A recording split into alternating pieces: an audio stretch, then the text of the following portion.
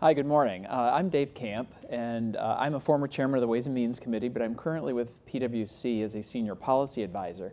And I'm joined with a couple of my colleagues, Barry Jaruzelski, who leads our U.S. industrials practice with an emphasis on auto, defense, and aerospace, and also Larry Jones, who's also a partner with PwC in our value consulting practice, and he helps companies and assists them maximizing their shareholder value.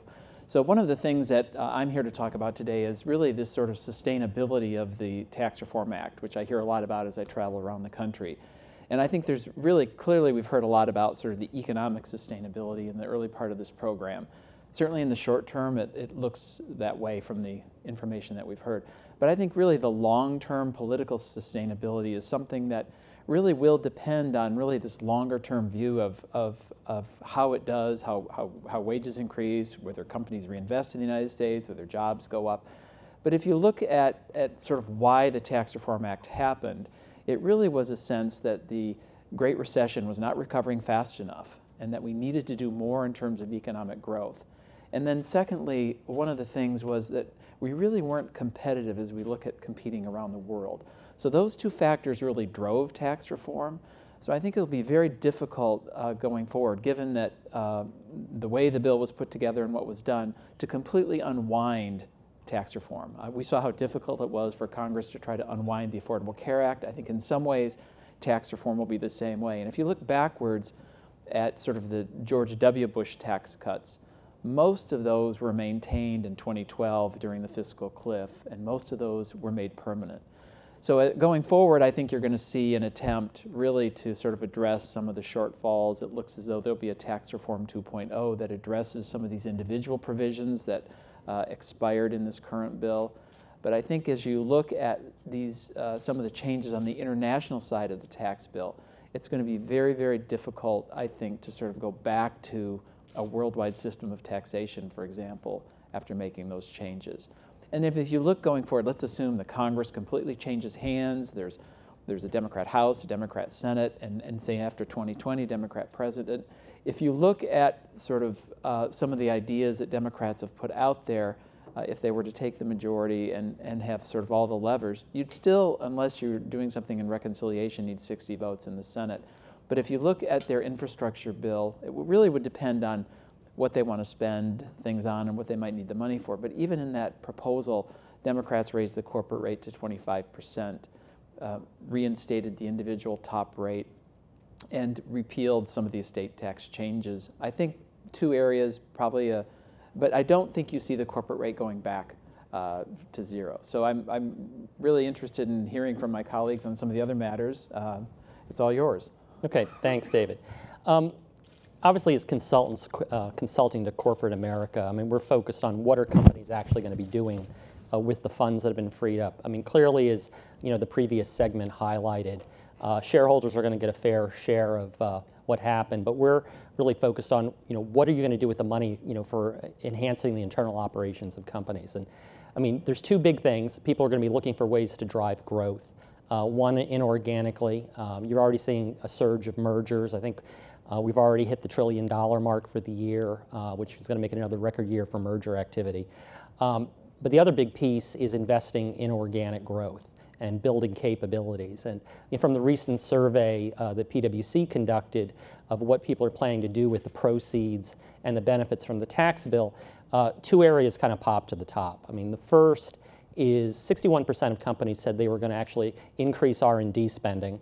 And the second big area is digital, investing in digital assets. And that's actually going to be kind of interesting to see how that plays out. Because of how capital expenditures are being treated, a lot of deferred investments in digitization and all sorts of overhead activities are going to be done. But I think the other thing we're seeing a lot of in dialogues with our clients is investing in digital operations and basically the factory of the future kind of thing you often hear about. But now people actually have the funds and I think the confidence to take that digital investments actually to the factory floor, which is a pretty non-trivial exercise. I think the big kind of shoe that we're always going to be wondering about how it's going to drop is how that's going to impact employment, because a lot of these investments, particularly in digital factory, are to enhance efficiency, that I can up quality, I can up efficiency, I can almost have a lights out factory operation with minimal increase in employment. Now, that's great for productivity increases. It'll make wages a smaller portion of what the factory costs are, but how that actually plays out in terms of factory employment, I think is kind of a question mark. So I think there's a lot of activity. I think the only hesitation that we're seeing right now, several people have alluded to it in the past hour, is what happens with all the trade dialogue that's going on, and whether that's uncertainty is going to create hesitation. Because the big potential benefit is looking at your global factory footprint and all your supply chain, which involves all of these pieces of whatever you're making moving across borders. And if you were thinking, hey, I'm going to take the proceeds and invest in factories, and I have a supply chain that's international, well, I may just say, wait, I may have to say, stop, let's sit back. Which of these things are actually going to remain, which are just negotiating tactics by various governments? So I think there's a little bit of hesitation on things that might have happened, but the things that are going to be happening very quickly next 12 to 24 months is increased R&D investments and increased digital investments. So with that, I'll kind of hand it to Larry.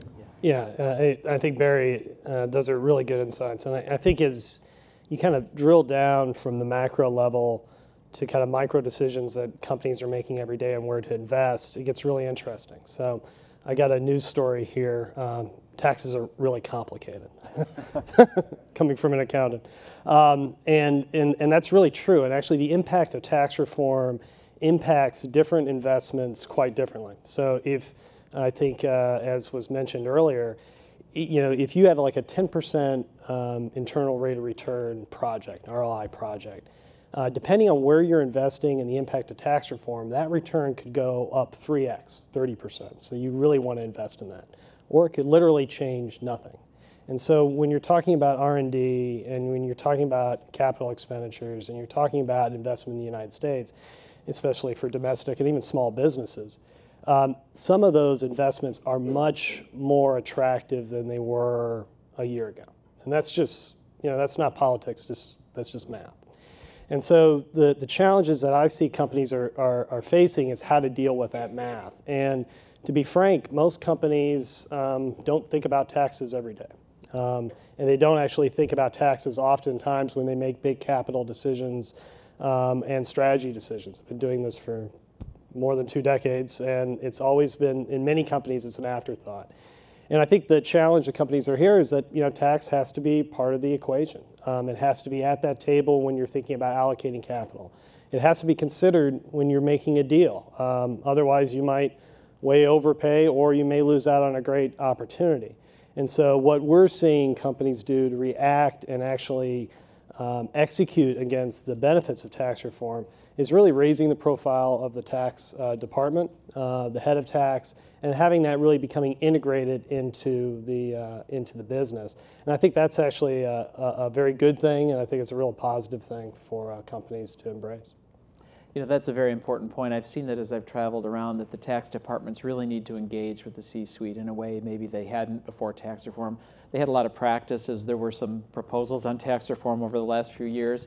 I worked on one of them that really helped make that happen. So I think that was really important. The other thing that I've seen too is a couple of surveys, one by the National Federation of Independent Business, showing that sort of the optimism in the small business community as a result of tax reform is very large. And then Price Waterhouse PwC just finished a survey with some of the larger companies in the United States, and it had a couple of findings, and one of them was that tax reform would have a positive impact on their company. Another was that it really did make the U.S. as a more attractive place for investment, and lastly, it made their companies more competitive. So if in fact those things occur, I think you could see a sustainable tax reform legislation, but as you pointed out, this asterisk of what does this trade issue mean and what do the tariff mean? Is this really simply just going to be a negotiation, or will this actually be a long-term change in the way sort of that trade and business is done in the United States, and will that factor in, and will people just hold back? So there are some positive things in terms of sustainability, but obviously time will tell. I think it is a long-term issue, in terms of the economics. But thank you very much for joining me here, and thank you all for being part of this program. And I'll turn this over to the Washington Post at this point. Thank you. Great.